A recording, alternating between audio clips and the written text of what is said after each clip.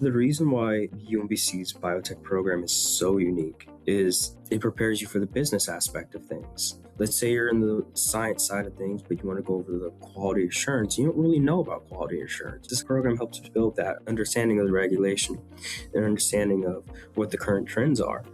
Let's say you're in the quality assurance office and you're like, I don't want to sit in the office anymore. I want to get my hands wet. Well, this program helps also build you so that you'll be able to understand how to purify something so that if you wanted to pursue that, you also have years of experience in quality assurance and the theoretical understanding you need to process a particular protein or drug.